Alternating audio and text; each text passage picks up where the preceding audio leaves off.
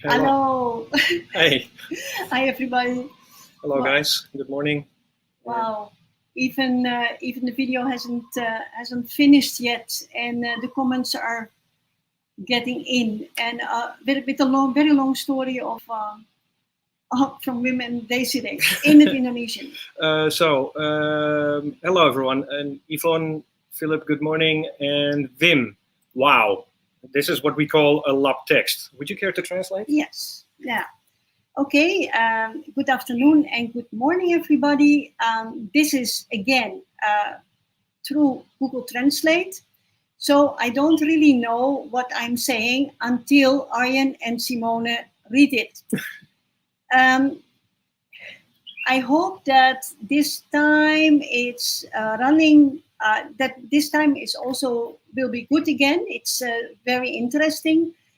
Desiree has to work overtime. She says hello from her to everybody. Good news here. Okay. Good news? Yeah. Because yesterday at Tembakan is somebody shot the first time. Oh, you got a vaccination. They got a shot. But Tembak means to shoot somebody. Yes, in 5 weeks. That's Google Translate for you. Okay, so we also have been busy on to get a holiday from work during this week,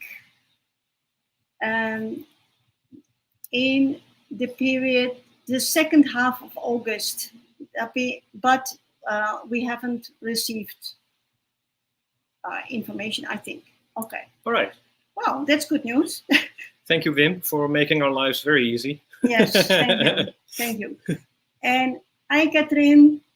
Good morning. Hello, guys. Oh, a lot Cindy, of people are checking in again. Cindy, Ernst, Paul and Yvonne, Matthew, Jennifer.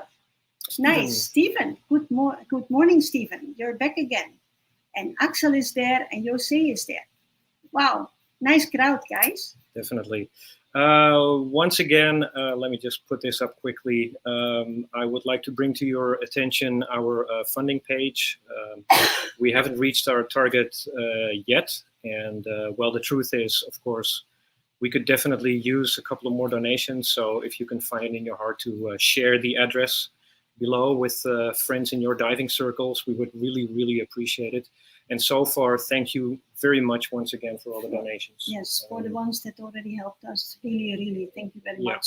And rest assured, the money has been used, most of it has been used to pay the guests, pay our staff, of which most of them have a job now, either full-time or part-time. Unfortunately, we had some misfortunes, like the compressor breaking down, and that cost a lot of money. Had to be made. That cost a lot of money, and some computer breaking down. Yeah. So unfortunately, but that's all part of the deal, I guess. That's life. That's life. Hi, Josine. Hi.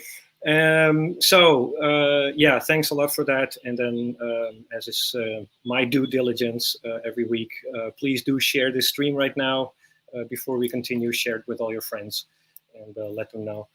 Wim put his enormous text up in Dutch as well. Thank you very much. Good job. Yeah, it's nice to see that everybody's getting vaccinated. And I think we already mentioned last week, but most of us got our first shot, and we are due for our second shot in 21st of June. In June. Yeah. So great. Anyway, shall we continue with the show? Yes, but we changed it a little bit, yeah? Yeah, so last week we played a video. Selamat sore, hi Arnold. For those who don't know, Arnold here, he is our chef and resort manager. Hello, sir, good to see you. And he cooks our delicious food. But anyway, yeah, last weekend we played one of your classes. We recorded a video of you giving a workshop. We talked about it a little bit, and we figured, well, I guess we kind of disagreed on that initially. Still. But I basically said, you know, if you do this kind of classes, it's a lot better and a lot more fun if you do it live in front of you guys. So that the interaction, because that's what live streaming is all about. And the only reason that we recorded the last week's lesson was because you like to stand in front of a whiteboard and you like to talk to a class and be like a proper teacher. Yes. Right. But then in the end, I didn't use the whiteboard. Exactly. So then we made a presentation and then I edited it and we were like, let's just go back to the basics and keep it simple and see what we can do. And maybe, let's see if you have what it takes. No, I think it's going to be absolutely fine. You're going to do great. You're going to do great. So we're going to talk about decompression sickness today. Yes, notorious. It's notorious. I don't know if you guys remember when you first started diving. I do remember. Yeah, it's a long time ago. I was 25. It's a long time ago. And at that time, there were not that many divers in Holland yet. And there were definitely very, very few women. So, and I was very proud to be one of that very specific elite group that is going to do something really exciting, which is called sport diving. So I was so enthusiastic about that. That, of course, everybody in my private circle had to know that. So my parents, my grandparents, my children, of course, and my friends and other family. And most of the time, their first reaction was, "What? You crazy? That's bloody dangerous. Don't do that. You will end up in a wheelchair." That is, in general, the comment that I got. Now it's a little bit more common, but there are still people think that when you go diving, it is absolutely dangerous. You go into a hostile environment, you're being eaten by sharks, and you get decompression sickness and end up in a wheelchair. Now, last week, we had a little bit of information about the background of how your computer works. And in this week's stream, I want to extend that a little bit and talk with you about decompression sickness. So in the meantime, if you feel that you have a question or you want to interrupt, just drop us a message. And then I stop the presentation and I will answer directly within this presentation. Okay, so without further ado, let's get this show on the road. Simone, if you want to go for the next slide, just hit the right one. So yeah, we're going to talk about decompression sickness. And for divers and non-divers, it is the subject that everybody knows something about. But I hope that after this presentation, you know a little bit more than something, and more importantly, that you can avoid this kind of problem, because that is the whole intake of this stream. So do you remember last week we spoke about how breathing works and how the gases enter your bloodstream, through your active breathing. We talked about Dalton's law. And Dalton's law, if you remember, that was about how much pressure every single gas separately takes up. Then we talked about Henry's law, which was explaining how that gas enters the bloodstream or enters the body and how it goes out again there. And connected to that, we talked about the compartment theory and how the scientists work with that to make sure that we don't get sick. So part of that theory, we were talking about half-time value, which is how fast the compartment takes in or releases nitrogen. And we talked about M value, which was the maximum limit of what a certain compartment can hold without causing any problems. Now, before we start with the actual decompression theory, let's do a little bit of history. When you see this slide, and on the right side, you see these people on these little boats, and then you see this guy in something like a big barrel. This is actually Alexander the Great. And Alexander the Great was making a dive, actually, because we as human beings, we are curious. We want to find out what is going on. And if we can't see it, well, we have to do something to be able to see it anyway. And I couldn't find it, but there's even a picture of the ancient Greek or Egyptians where somebody is walking over the bottom, having a pig bladder under his arm and the intestine in his mouth, and he's actually pushing the bladder to have 1 or 2 or 3 breaths underwater. So that's like the world's first dive tank. Yes, that's the world's first dive tank, manually. So yeah, that people want to see what is there, and sometimes they want to see where their boat went, if with that bad weather, or they want to dive for pearls, or they want to catch fish. And actually, that wanting to catch fish, it's still happening. It's still happening nowadays. And to be able to see underwater, you can see here on the bottom side of this picture a little wooden goggles with small pieces of glass in there.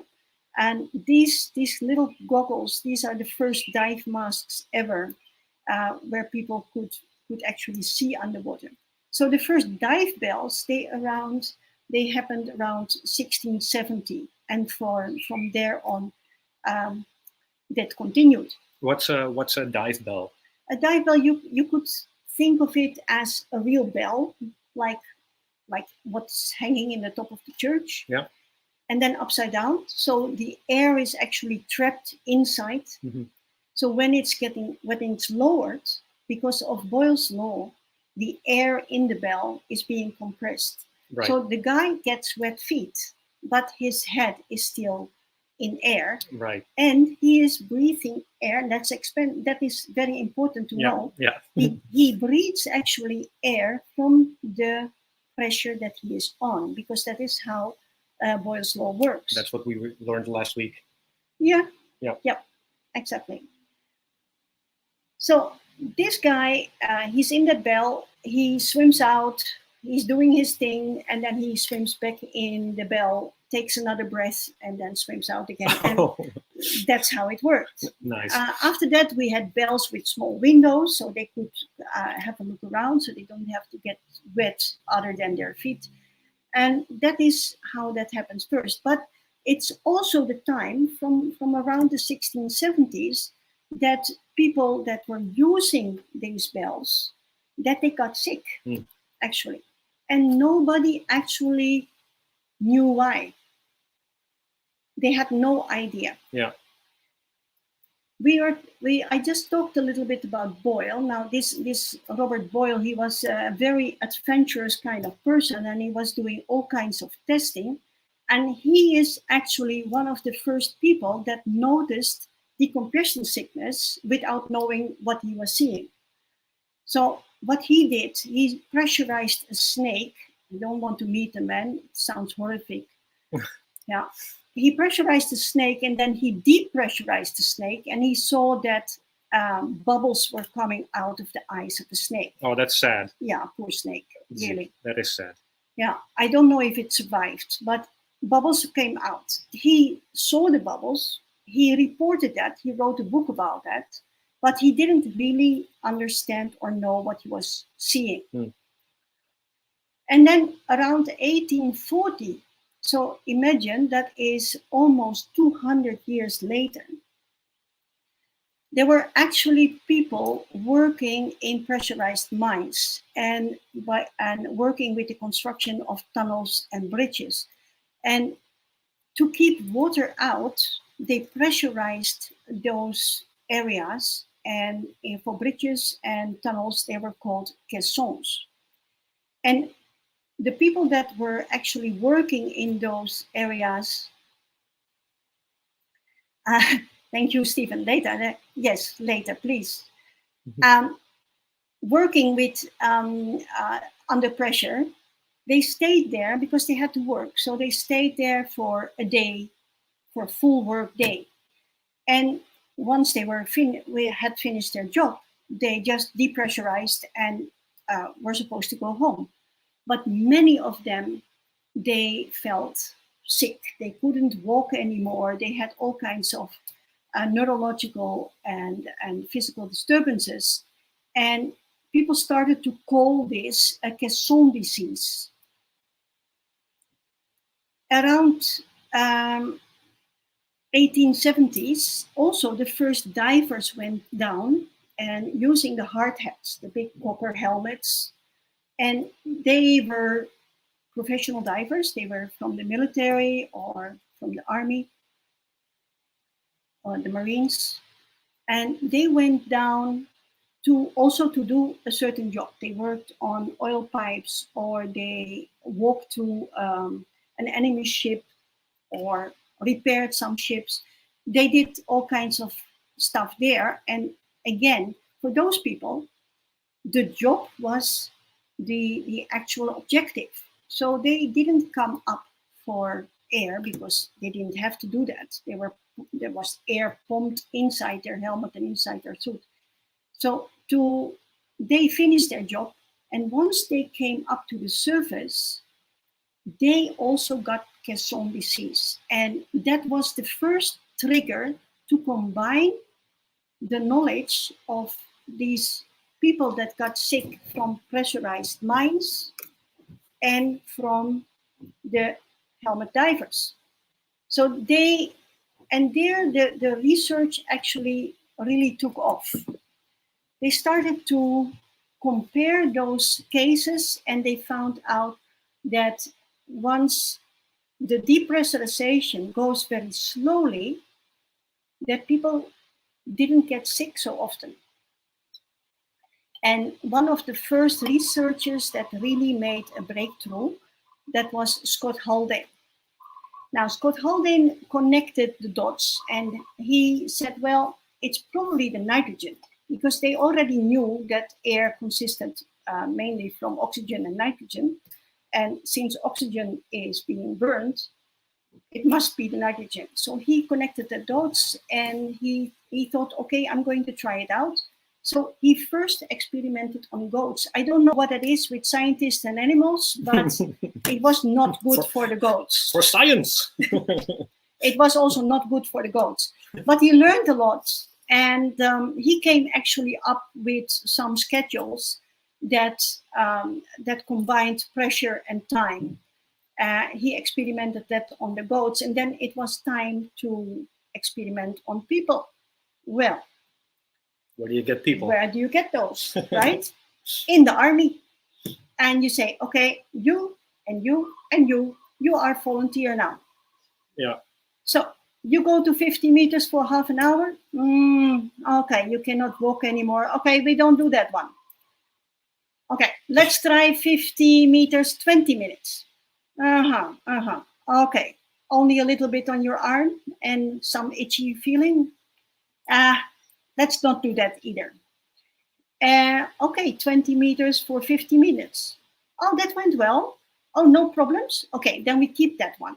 So slowly, just by experimenting and using signs and symptoms of decompression sickness as the lead to make a new planner or to make a table, dive table, that was when the first dive tables were made like that. Wow. Yeah. So it was just seeing if someone got sick or not. That was the lead. If I may interrupt again, I can just see, like, every time you look at a dive table, that each cell in the table represents one poor Marine who was sent down for a certain time. Yeah. Okay. Well, it's their fault. Yeah. Yeah. The whole theory that we discussed last week, this compartment theory, didn't happen until even the 1930s. There is where the scientists thought, yeah, well, we cannot consider the body as one kind of fluid. We have to make a differentiation between parts of the body that are absorbing nitrogen fast and other parts that are absorbing nitrogen slowly. And so that is where the first compartment theory started. So for a very, very long time, and even when I started diving, also the sport divers that had been, the number of sport divers that was growing, also used this US Navy dive tables. Every organization used that, including PEDI. And the only adjustment that they did is they limited the time, or they limited the depth, or they implemented an extra decompression stop or whatever. But the base, yes or no, decompression sickness was still the same. You either get sick or you don't, right? Until 1987. In 1987, somebody, a sport diver, a scuba diver, who was also a scientist, he did some research and he thought, there must be a different way of making dive planners. And his idea was he had to go around to get his ideas financed. So the first thing he did, he was knocking on the door of the US Navy and said, I have a new system, a new, how do you say that, a new idea about dive planners, and it's more suitable for recreational divers, but I need money to work it out and to test it. And the US Navy said, well, sorry, but we have nothing to do with recreational divers, go away. So with his suitcase under his arm, he knocked on some other doors until eventually he knocked on the door of PEDI. And PEDI thought, okay, that might be interesting. We have a vision on the long run. And they gave him the opportunity to test his hypothesis and work out his new idea. Further on the presentation, I'll get back to that new idea. But all the computers nowadays and all the dive planners or the dive tables, they're all based on this new approach from Mr. Raymond Rogers. So this is a little bit of a background, and here you see the background illustrated, yeah, from the hard hat helmet, copper helmet, and maybe some of you have tried this. This is a really heavy stuff, literally heavy stuff. The whole suit is about 55 kilo. And then the more modern version on the right side. But that is not us. Those are the commercial and military divers. Yeah, we are more the sport divers. Like I love the picture on the right, on the left side. Yeah. Yeah, this lady, one of the very first sport divers, and us as we are now. So, what is decompression sickness exactly? It's actually nothing else than nitrogen bubbles forming in the body, blocking blood vessels, and or putting pressure on nerves. So it's actually just nitrogen bubbles. But where are they coming from? Nitrogen enters our body as a gas. That is what we discussed last week. Yeah, it enters our body through our lungs, through our alveoli, and then from the alveoli it goes into the very, very tiny blood vessels, and that way it's being absorbed in the bloodstream. And as long as they are in the form of molecules, they can't do us any harm. They are being caught by the net they go out as they go in. And then when they arrive at the alveoli, then they are being filtered out just the way that, sorry, technical problem. They are diffusing back to the lungs, and that way the nitrogen goes out again. And this nice graphic is done by Arjen, of course. So here you see an alveoli, how it actually works. The red blood vessels on the left side is where the blood goes into the body, let's say into the main bloodstream, and the blue one is where it returns to the alveoli. And okay, and here you see this beautiful graphic which Arjen made. Yes, Graham. The mutual appreciation show. Thank you. You look nice today, Sandra. Thank you. But yeah, so the dots represent the nuclei, or the gas seeds, the nitrogen molecules that are actually entering the body. Yeah. So the green dots is oxygen-rich air that you breathe in. Yep. Goes into the bloodstream. And then the nitrogen-rich air that you breathe out again, carbon dioxide rich, yeah. Carbon dioxide rich goes from the bloodstream, yeah, and gets diffused back into the alveoli when you breathe out. That's true. Yeah. But you could also say that for divers, so when you're on the surface, nothing happens with the nitrogen. It doesn't go in or out. But once you go diving, the same system counts for the nitrogen. So the nitrogen goes in there, and when you ascend, it goes out, right, back into the alveoli. Yeah. But yeah, how do these bubbles get there? Now, the first thing I need you to do now is look at the top of your hand. Everybody's doing that? Look at the top of your hand. Yep. Yeah. Closely. Good. You see, it's not very, very smooth, right? When you're a little bit older, it's less smooth.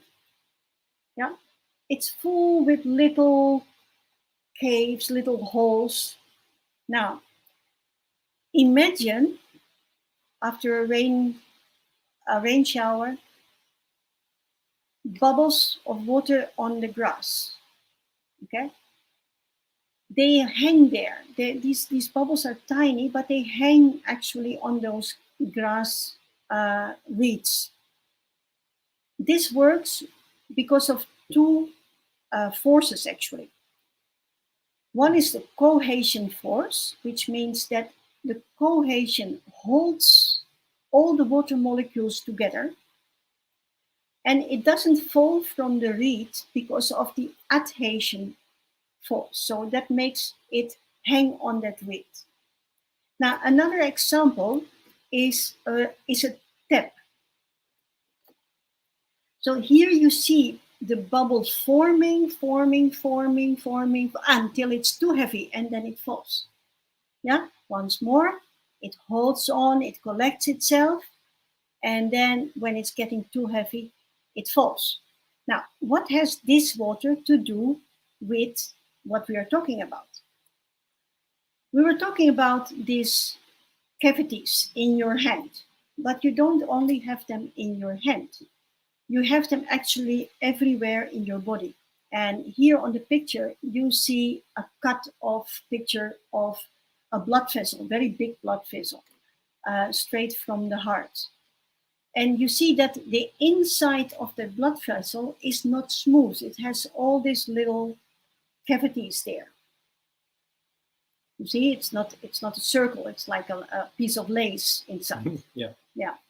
So we talked about how nitrogen exits the body. It has to exit from where it is, diffuses into the blood vessel, and then goes into the bloodstream back to the lungs. Now, before that happens, it has to pass through the wall of that blood vessel. And what happens next is what you will see here. Here you see a blood vessel, and there are some nitrogen molecules passing by, and there in that cavity you see more than one molecule forming, and because of the adhesion and cohesion forces, I will do this one more time. Let's go back. And then forward. Now, you see, and because of that, it starts forming because, and then when it's too big and too heavy, the current, the strength of the current of the blood is bringing it down the bloodstream. And you see that that little bubble was way bigger than the molecules passing by here. So you can also imagine that a bubble like that might get stuck where molecules can pass by. So these bubble forms, bubbles, every diver has bubbles. You can't ascend slowly enough for not having bubbles. I wanted to bring a bottle of Coca-Cola to show you that no matter how slowly I release the pressure from the surface of the Coca-Cola, you still see some very, very, very tiny bubbles coming up to the surface. And for us as divers, this will happen every time we make an ascent. Now, don't get scared. These are really, really, really tiny bubbles, and that's why we call them silent bubbles or asymptomatic bubbles. And their occurrence has been the base of this new model from Raymond Rogers to make a table that is safer for recreational divers. And this model is being used for both computers as dive tables, like I said before.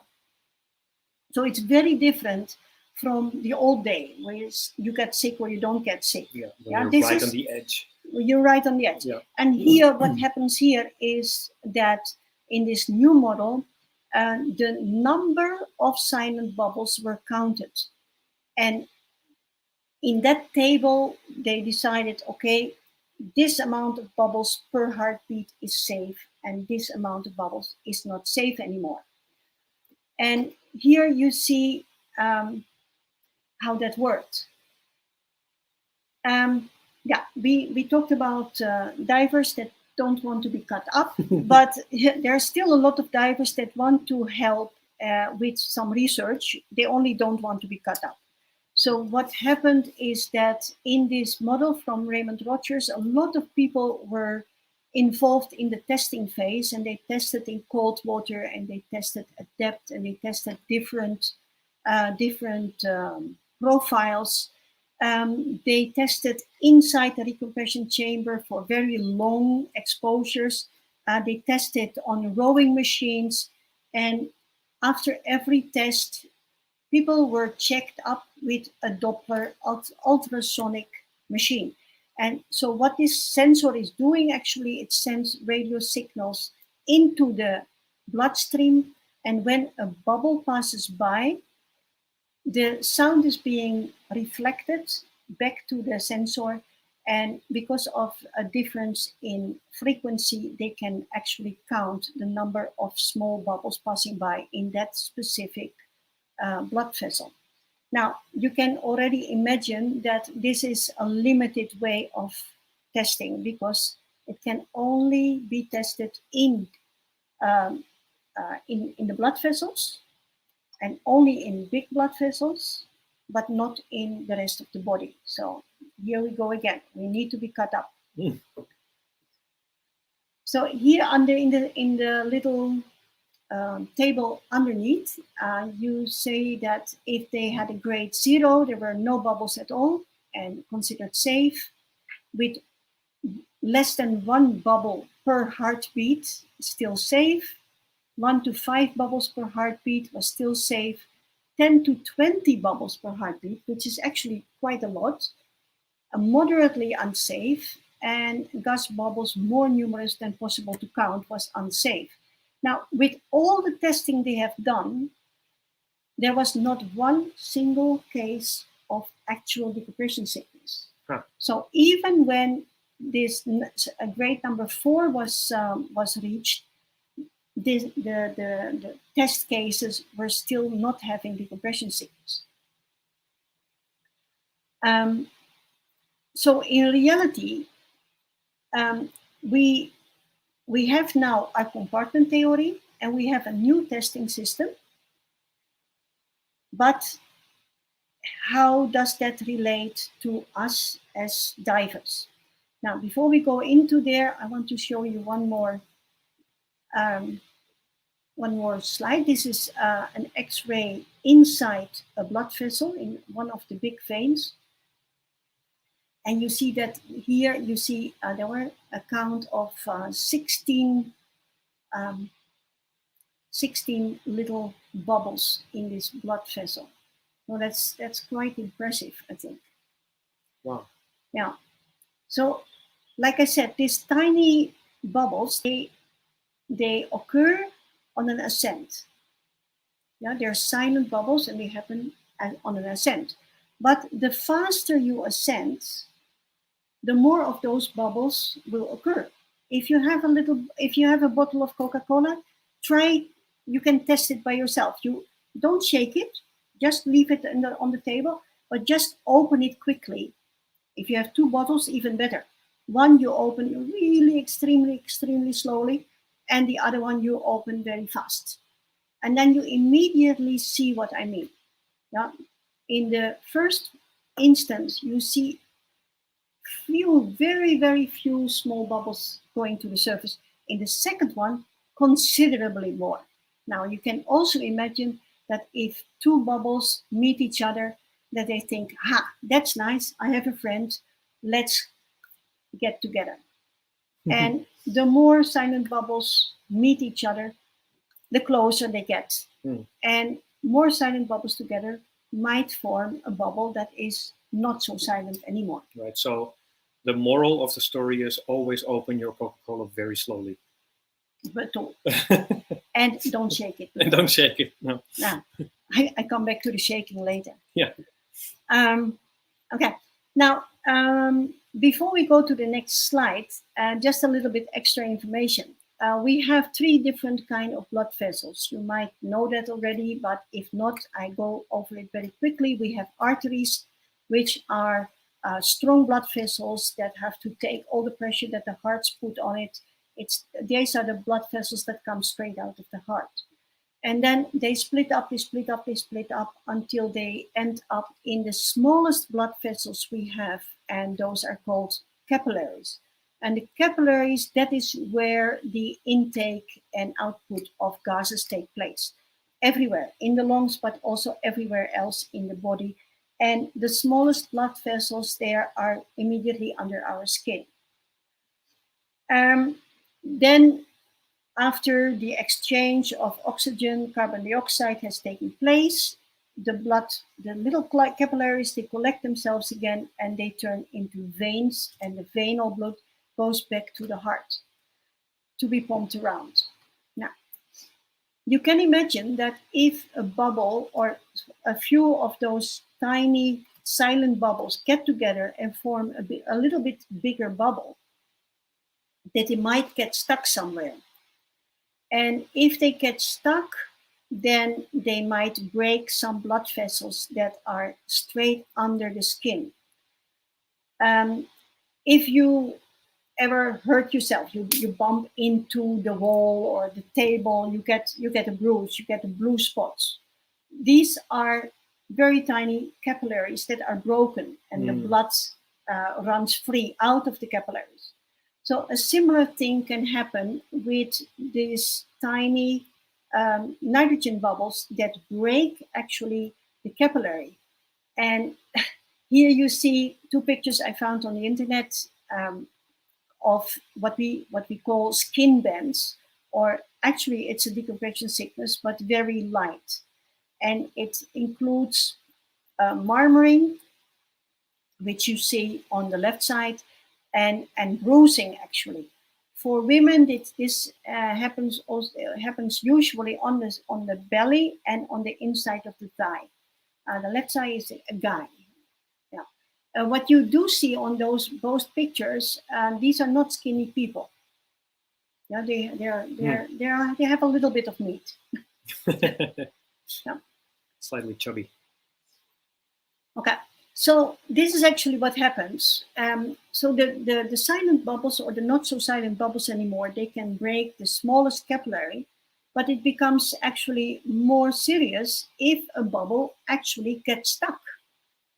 And you see that on the picture here. When a bubble gets stuck, it means that the part behind the bubble does not get fresh oxygen anymore. So eventually, if that takes very long, serious damage can happen.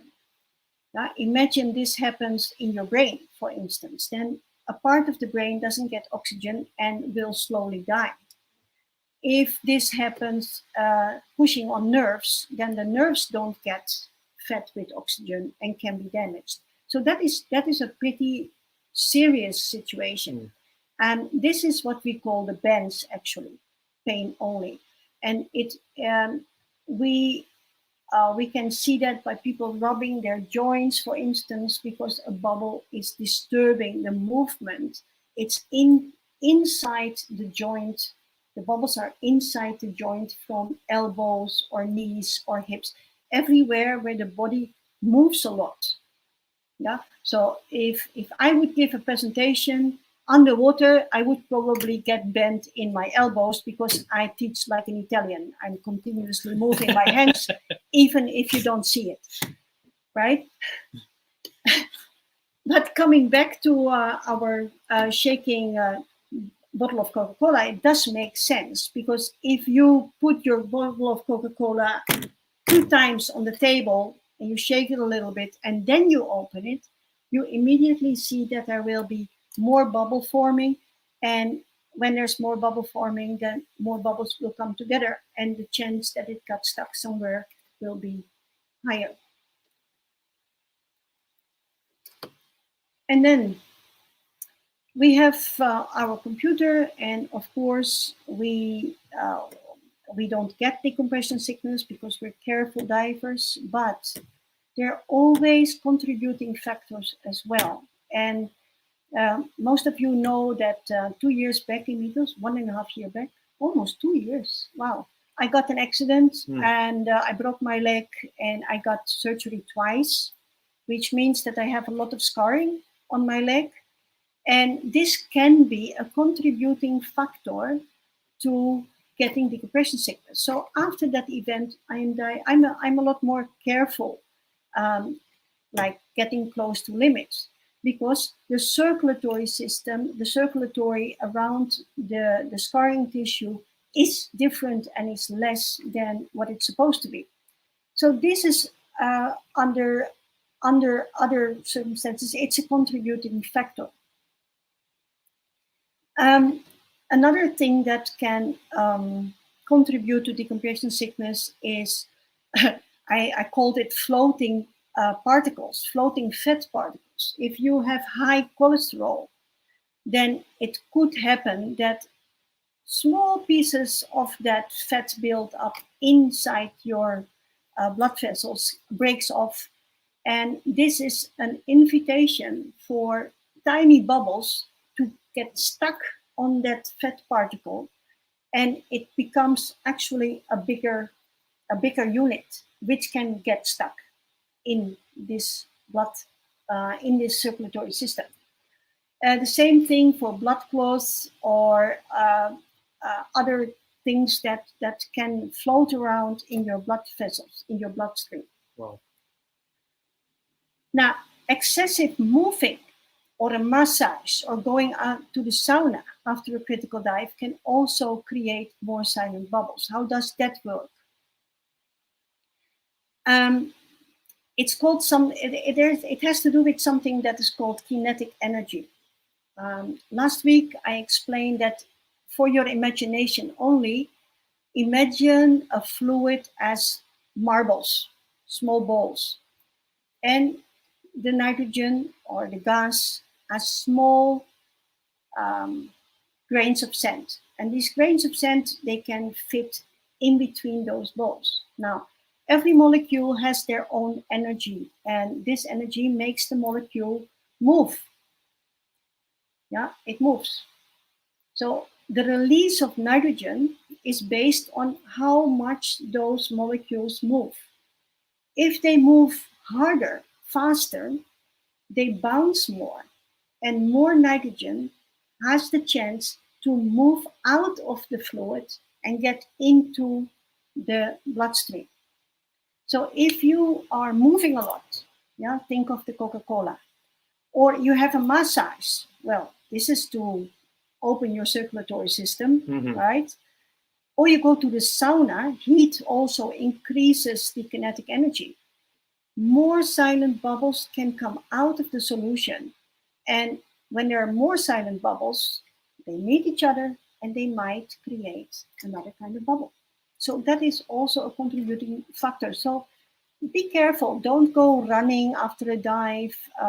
Wait an hour or hour and a half before getting a massage after a dive, right? Having a short warm shower is not a problem, but don't go in the sauna for 2 hours. Even if you dive in very cold water, it's not wise to do that. The opposite is true for getting very cold underwater. Now, if you during your dive you build up nitrogen in your bloodstream, and on a normal temperature dive, you will lose some of that nitrogen while going up. But when the kinetic energy of these molecules is lower, they don't bounce so hard, they don't open up, the amount of nitrogen that stays inside the solution will be more than in a normal temperature dive. So even if you made a very cold water dive and you get really cold underwater, be conservative, make your dive shorter. You will do that anyway, probably. And be careful with warming up. And then the last one, there's probably much, much more, but the last one is changing the liquid of your body. So you don't make round balls, but you will make eggs of your blood, okay, right? Yeah. So if you have a lot of eggs together, the holes are bigger or smaller, and it's all disturbed. It's a big mess. It's a big mess. Mm-hmm. So you do that by putting something in your blood. That can be alcohol, drugs, medicine, name it. Everything that you change your blood with is a risk, because we have no idea what nitrogen is doing with that. Right. Can I just pause you right there? And I just want to go over a couple of comments from our dear viewers. Yep. So Stephen says here, last week's show was amazing, very didactic. He enjoyed it in replay. You're an excellent teacher. Thank you, Stephen. That means a lot out of your mouth. Thank you. And Siep says hi. Hello, Siep. And diving is indeed dangerous. You get addicted to it. Absolutely. And yeah, so Stephen says he's got the picture of the pig bladder. So yeah, please do send it over. Feel free to email me or Simone, Stephen. And Huub, oh, I didn't know you joined the Air Force and not the Marines. Nice. That's a whole different ballpark. A whole different ballpark and a whole different type of pressure, I would imagine. And a question from Paul, and he's asking, are the decompression chambers operational for a diving accident in Manado? I should say yes. There's more than one right now. There's actually two. There are 3 tanks, but one is not for diving accidents. One is in the main hospital that is for diving accident. And at the moment, I don't know the status of it. It's being managed by AHA, which is Australian Hyperbaric Association. Mm-hmm. And heavily supported by NSWA to make sure it stays functional. But at the moment there are no divers, so there's not a lot of update for now. But yeah, there is a working decompression chamber in Manado. All right. Well, feel free to continue. Thank you. You're welcome. So yeah, this is for the contributing factors. And yeah, like I said before, decompression sickness has a very bad, ferocious reputation. And even people that have never dived, they know everything about it because you will end up in a wheelchair. Right. Yeah. But it's not that bad, right? I'm here for 24 years. And I think in those 24 years, I have seen maybe less than 10 cases of decompression sickness at Thalassa. Yeah, there has been more, but at Thalassa about 10. And none of those cases were life-threatening. All those cases were from divers that dived well within limits. There were other reasons they got decompression sickness.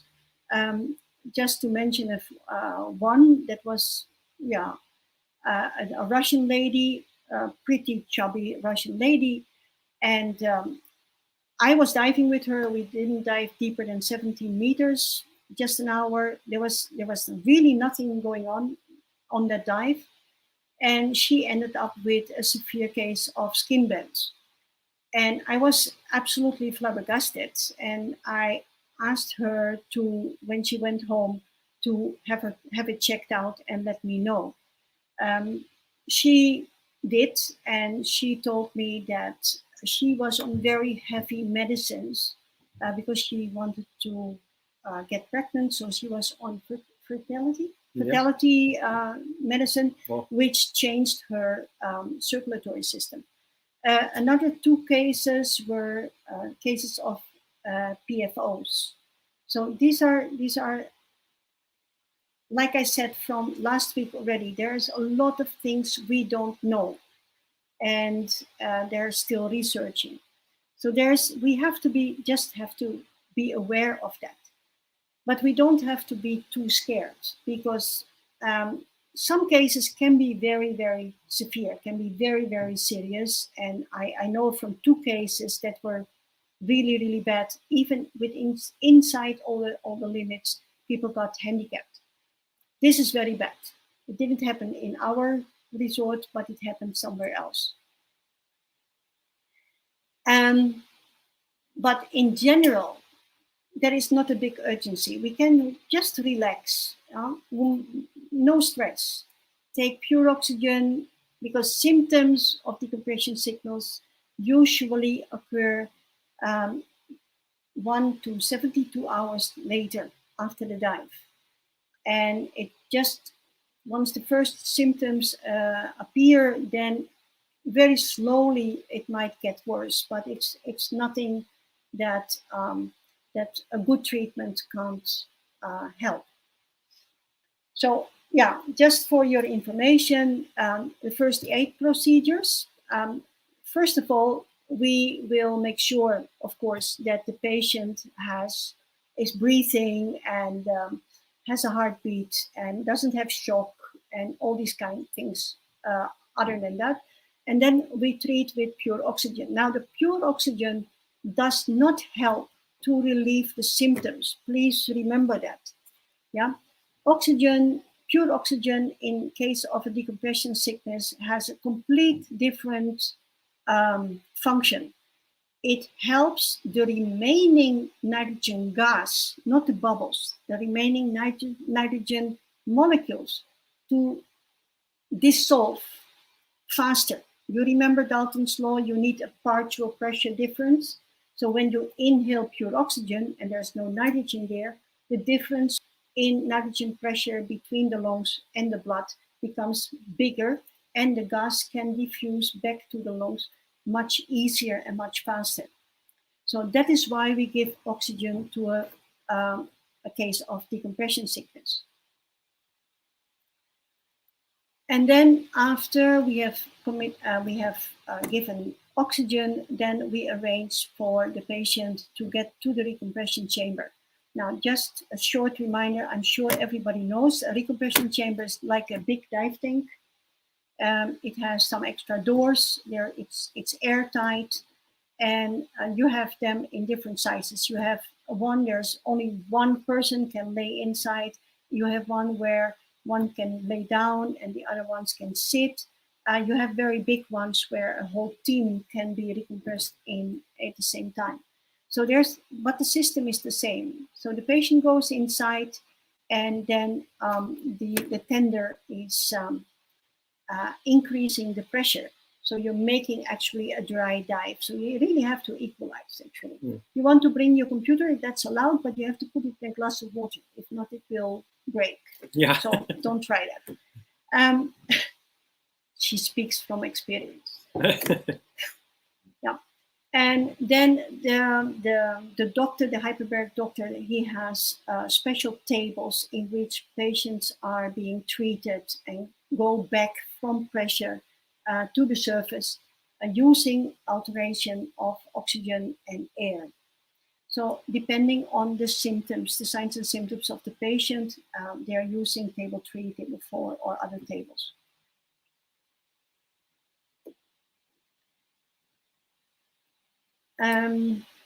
Before we continue, maybe a few questions. Yep. So Josine was asking what's a PFO? Yes, I knew that question was coming. Yeah, and Huub says patent foramen ovale. Yes, that's true, Huub. And very good. But it's not a problem in the heart chambers. I come back. We will get to that. Yes. Yeah. And Paul is elaborating on that as well. Yep.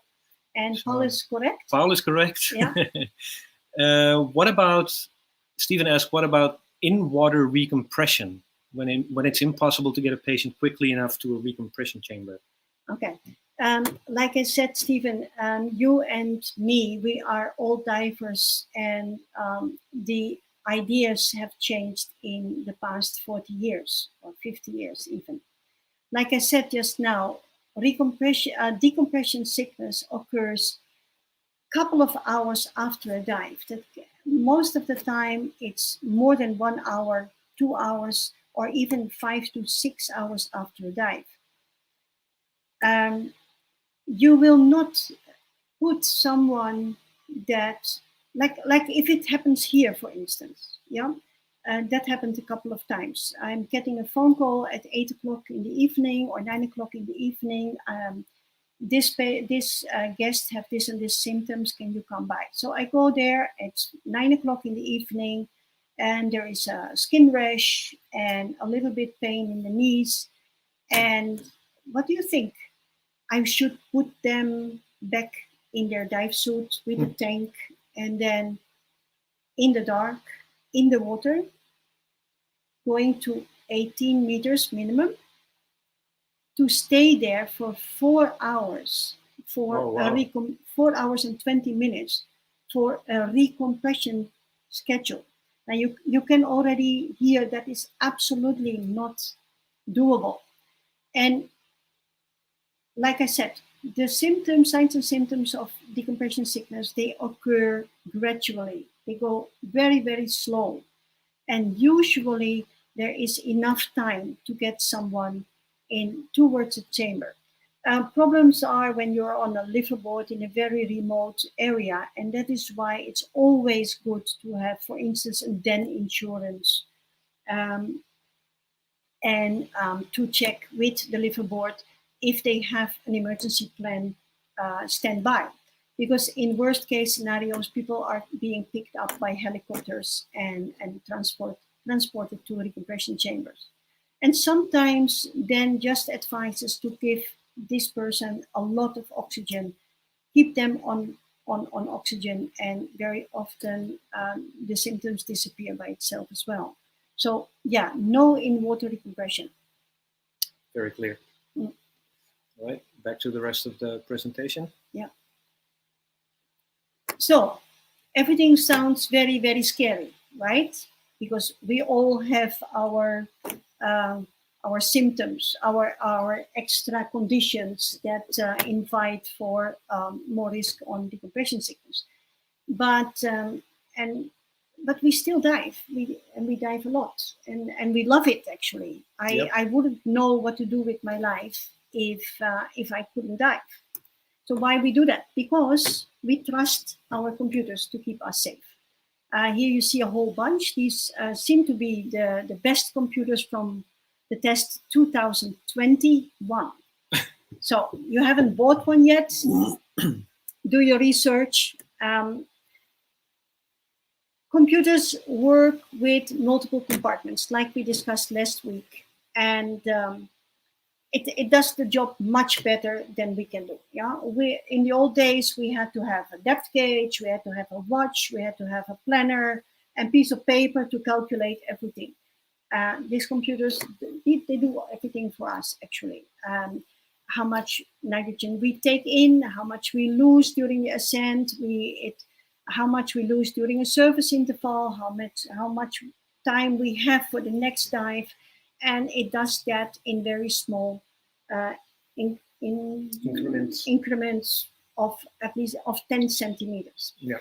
But if you would compare one computer to another at the same depth, you will see that there are also slight differences because don't forget, it's just a thing, right?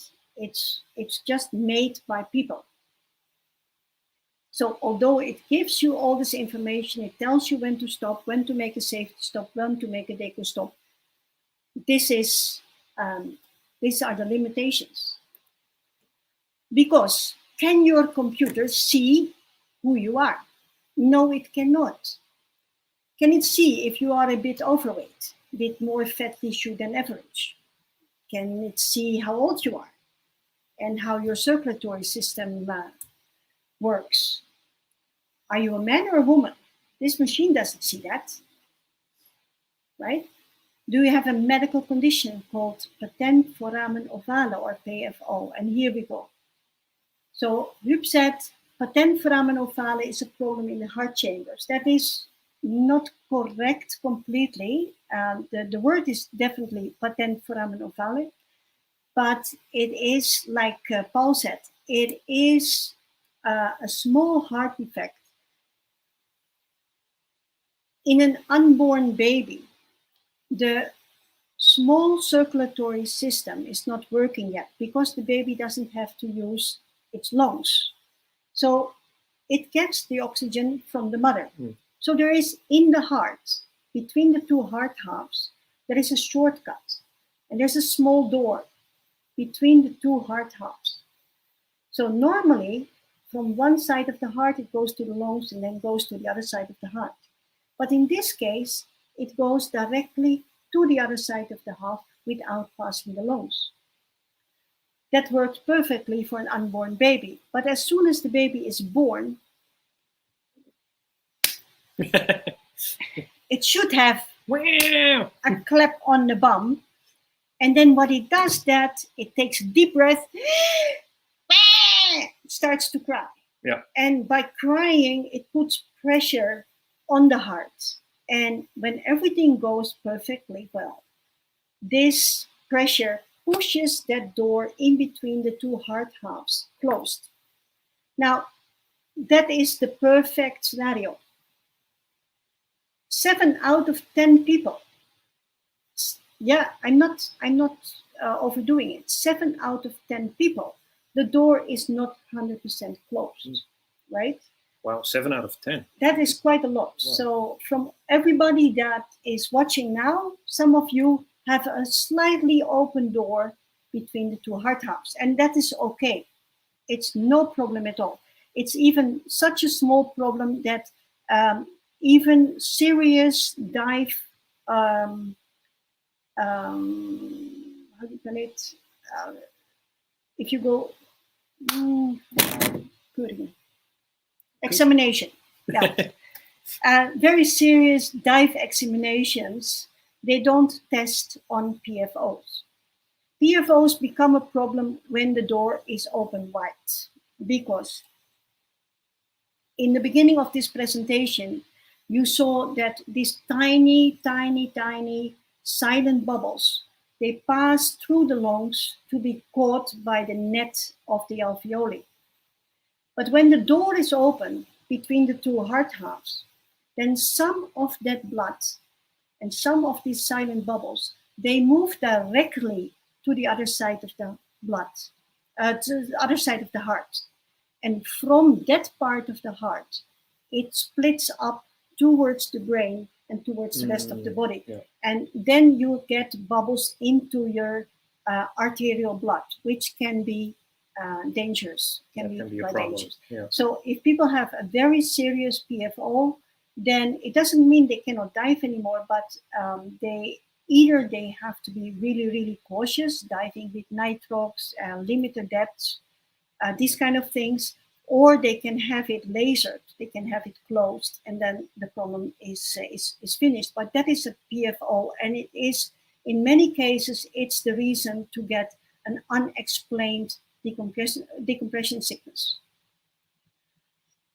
Another thing is, can the computer see that you are the same person that used this particular computer? No, I don't think so.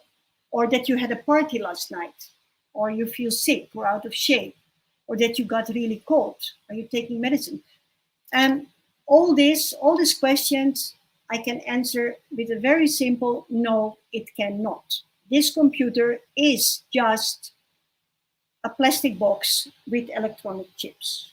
What it does, it has a pressure sensor that measures the depth. It has a clock that measures the time. And in the compression algorithm, it combines those two and puts them in this compartment theory. And that is actually your computer. Your computer only registers compression and the decompression status and put that on the display. And different models, they have different extras, but every computer is doing only that. Yeah. So it's just electronic chips. That's all. So wherever and whenever you dive, always follow the recommendations of your personal computer. Yeah. But don't turn off your brain, because you're the only one that knows what kind of extra risks you are taking. Stay safe. I know this is just touching the surface of decompression sickness. There's a lot to learn, and there's still a lot unknown. But keep diving, guys. It's the best possible stress reliever. And believe me, I know. Make a lot of those dives, and hopefully with us. Thank you. I hope you liked this presentation. We still have a few questions, I think. All right. Thank you. Let's see. Oops, let me just put us back on screen here. Hi, we're back. Okay, Josine says you can put your computer on the conservative option if you are chubby or nervous. Yeah. Computer doesn't see, but it helps to see you better. Yes, absolutely. Yeah. You can do that. Yeah. And she did a quick calculation on the number of viewers that have a not so severe PFO, so that's 12.6. Don't turn off your brain is never bad advice. Well, aren't we full of good advice here? Right? So yeah, that's about. Well, yeah. I hope you Excellent. like this. Looks like it. Yeah. Okay. Blood thinning medication helps to dissolve nitrogen bubbles.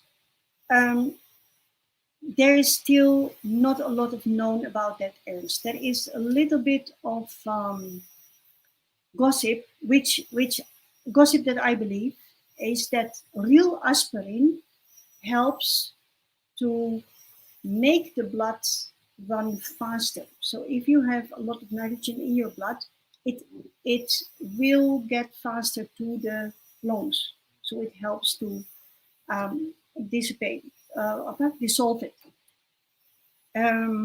If it dissolves the nitrogen bubbles, nobody knows.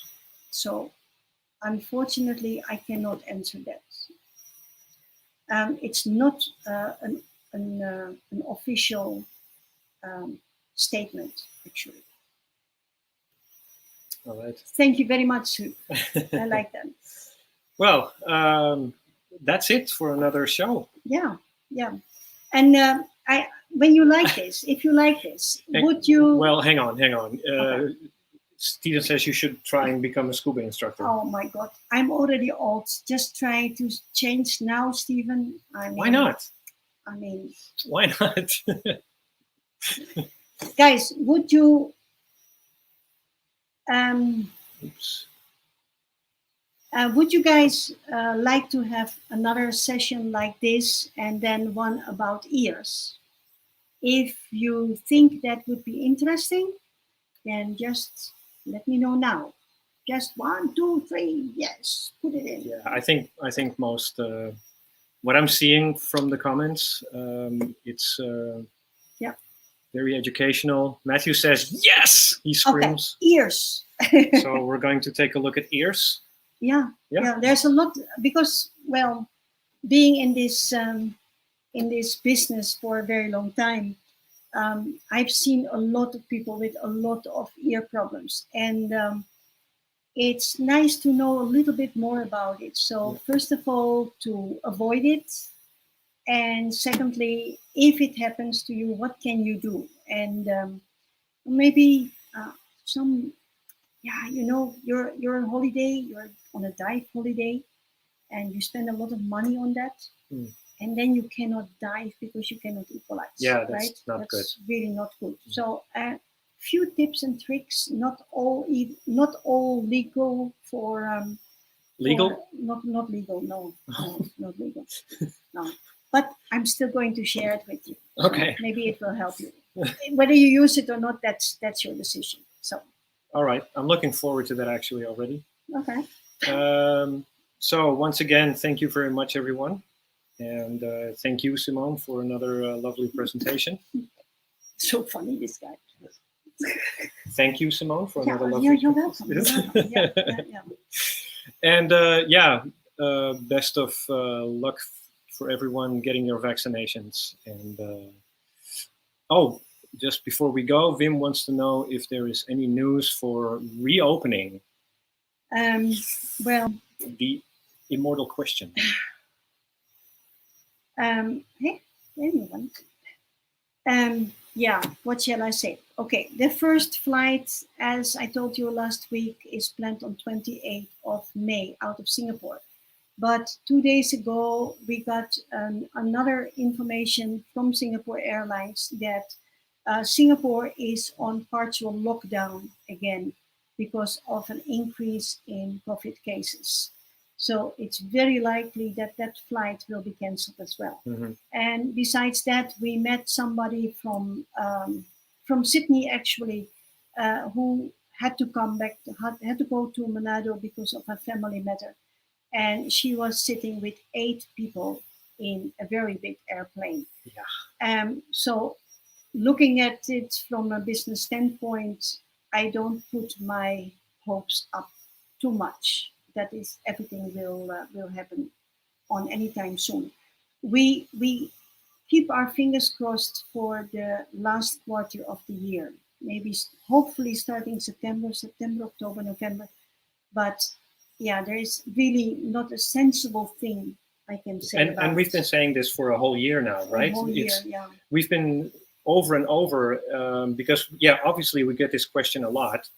And by no means, please do keep asking, but we cannot do anything but give the same answer over and over again. Exactly. We just don't know. It's very annoying.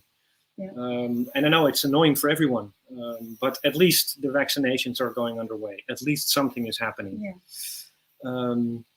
Jennifer, why are your ears more complex than other people's ears? Maybe she's a very good listener.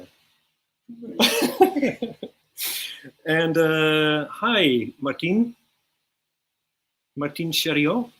Nice. I think we have a new viewer. Thanks for watching. That's always nice. And yeah, so tune in next week. We're going to do ears. We're going to do ears because we need to give Paul and Peter a little bit more time to prepare their stream. Yeah, that's for a future show where we're going to look at videography. Yes. Yeah. So they have a little bit more time. We've got some stuff cooking. Yes, definitely.